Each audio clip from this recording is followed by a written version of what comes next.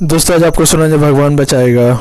इस कहानी को जरूर सुने। एक समय की बात है, किसी गांव में एक साधु रहता था। वह भगवान का बहुत बड़ा भक्त था और निरंतर एक पेड़ के नीचे बैठकर तपस्या किया करता था। उसका भगवान पर अटूट विश्वास था और गांव वाले भी उसकी इज्जत करते थे। एक बार गांव में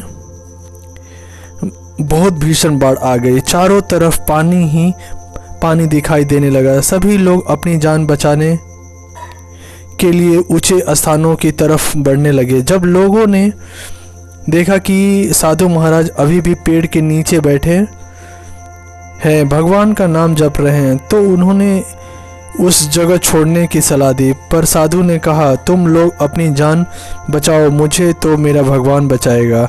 धीरे धीरे पानी का स्तर बढ़ता गया और पानी साधु के कमर तक आ पहुंचा। इतने में वहां से एक नाव गुजरी।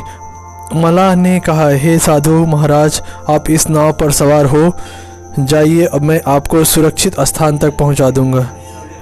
नहीं, मुझे तुम्हारी मदद की आवश्यकता नहीं है, मुझे तो मेरा भगवान बचाएगा, साधु ने उत्तर दिया।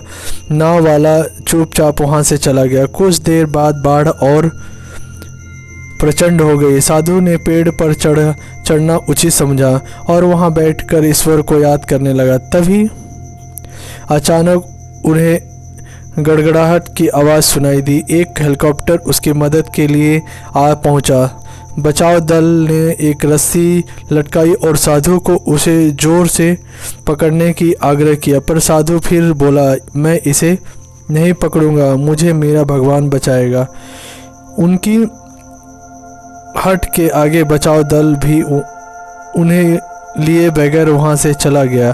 कुछ ही देर में पेड़ बाढ़ की धारा में बह गया और साधु की मृत्यु हो गई। मरने के बाद साधु महाराज स्वर्ग पहुंचे और भगवान से बोले, हे प्रभु, मैंने तुम्हारी पूरी लगन के साथ आराधना किया, तपस्या की, पर जब मैं पानी में डूबकर मर रहा था तब तुम मुझे बचाने नहीं आए, ऐसा क्यों प्रभु?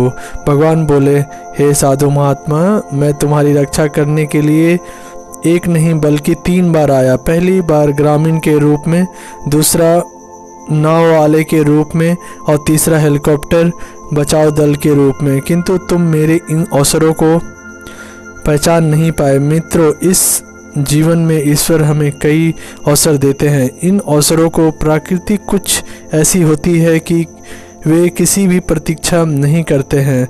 वे एक दौड़ते हुए घोड़े के समान आते हैं और जो हमारे सामने से तेजी से गुजरते हैं। यदि हम उन्हें पहचान कर उनका लाभ उठा लेते हैं तो वे हमारी मंजिल तक पहुंचा देते हैं, अन्यथा हमें बाद में पछतावा ही पड़ता है।